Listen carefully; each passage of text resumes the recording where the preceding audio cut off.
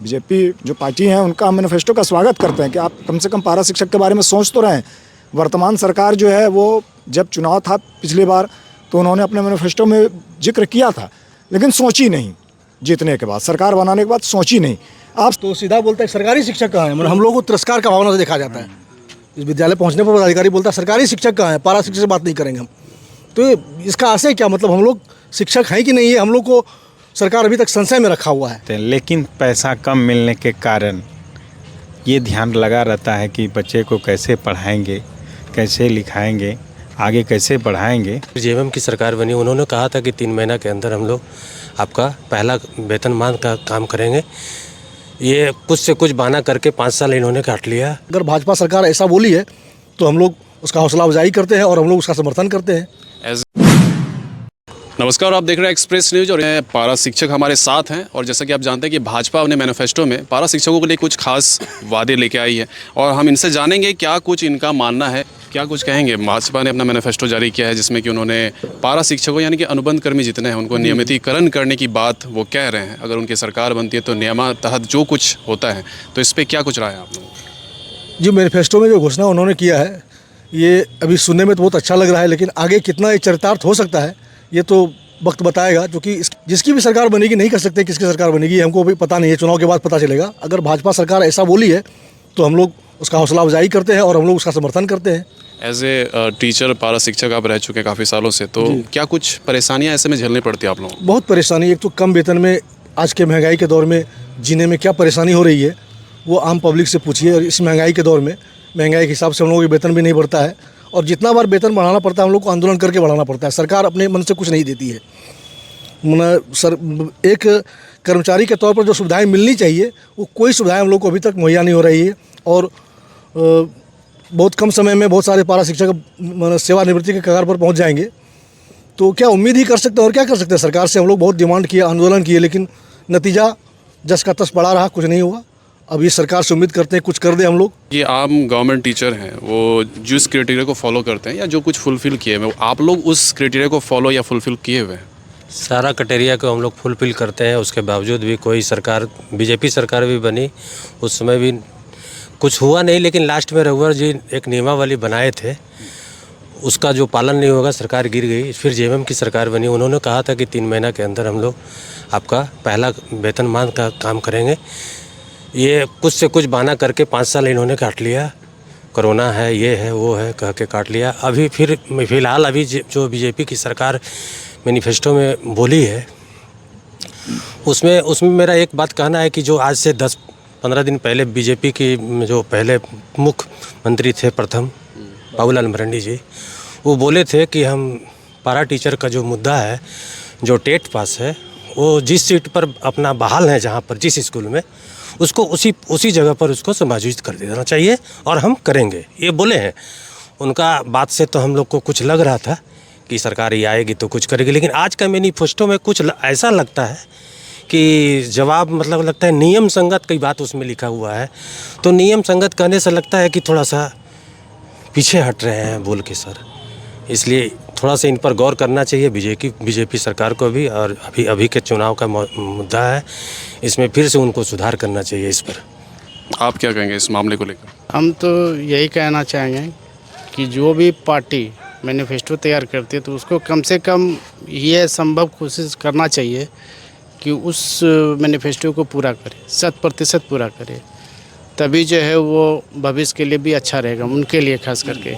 क्योंकि वो जो है एक पारा शिक्षक को वोट बैंक के रूप में इस्तेमाल कर रहे हैं और ये कब तक चलेगा ये कहना मुश्किल है। आप लोग एज ए टीचर आप लोग सारी चीज़ें करते हैं, जो एक आम शिक्षक इलेक्शन में भी अपने आप को इन्वॉल्व करते हैं, तो क्या कुछ परेशानियां होती है और क्या चाहते हैं सरकार से? सरकार हमसे चाहती है कि जिस तरह एक सरकारी शिक्षक काम कर रहा है उस तरह ये काम करे। और जितने भी अभी स्कूल हैं पारा शिक्षक के बदौलत ही चल रहा है। और सुबह 9 बजे से 3 बजे तक हम लोग बैठल रहते हैं, लेकिन पैसा कम मिलने के कारण ये ध्यान लगा रहता है कि बच्चे को कैसे पढ़ाएंगे, कैसे लिखाएंगे, आगे कैसे बढ़ाएंगे, ये चिंता में हम लोग लगे रहते हैं। जिस कारण से हम लोग खुल के वहाँ अपना योगदान स्कूल में नहीं दे पाते हैं। हमेशा ये चिंता लगल रहती है कि इतना कम पैसा मिलता है, कैसे अपने आप को गुजर बसर करेंगे, कैसे आगे बढ़ाएंगे बच्चे सबको। हमने तो अपना जीवन दे दिया, लेकिन बच्चे का जीवन कैसे, भविष्य कैसे बनाएंगे, ये चिंता लगी रहती है। और पैसा कम मिलने से हमको है दृष्टि से देखा जाता है अपने स्कूल में भी सम्मान नहीं मिल पाता, सामाजिक सम्मान, या घर में भी। ये मेरा भाई अगर जॉब कर रहा है, रेगुलर टीचर में है और हम पारा में हैं, तो वो मेरा है दृष्टि देखता है। ये है कब खत्म होगा। यहाँ तक कि कभी पदाधिकारी क्योंकि इलेक्शन में जाता है हाँ। तो सीधा बोलता है सरकारी शिक्षक कहाँ है, मतलब हम लोग को तिरस्कार का भावना से देखा जाता है। इस विद्यालय पहुँचने पर पदाधिकारी बोलता है सरकारी शिक्षक कहाँ है, पारा शिक्षक से बात नहीं करेंगे हम। तो इसका आशय क्या, मतलब हम लोग शिक्षक हैं कि नहीं है, हम लोग को सरकार अभी तक संशय में रखा हुआ है। शिक्षक है लेकिन सारा काम सरकारी का ले रहा है हम लोग से, चुनाव हो, जनगणना हो, जो भी हो। और इस प्रेजेंट टाइम में अभी आप लोगों का वेतनमान क्या है, और जो रेगुलर टीचर हैं, गवर्नमेंट टीचर हैं, उनका वेतन क्या है? उनका वेतनमान तो 4400 ग्रेड पे वाला है ना, उसका उनको तो स्केल मिल रहा है तो 4200 ग्रेड पे, 1 लाख प्लस 1,10,000 20,000 है। 80,000 से ऊपर है। जो हम लोग से जो हम लोग के समकक्ष में जो बहाल हुआ है उनका वेतन अभी 1,15,20,000 रुपया है, और हम लोग को 23,300 रुपया 400 रुपये मानदेय मिल रहा है। मानदेय टेट पास वाले को, और जो टेट नहीं है उसको 17,000-18,000 मिल रहा है मिनिमम। तो इस तरह से भेदभाव किया जा रहा है हम लोग के साथ। क्या कहना चाहेंगे? सर देखिए, अभी जो हमारे साथी शंकर ने बताया कि एक ही विद्यालय में हम लोग एक जैसा काम करते हैं, लेकिन वेतन का अंतर में 5 गुना का अंतर है।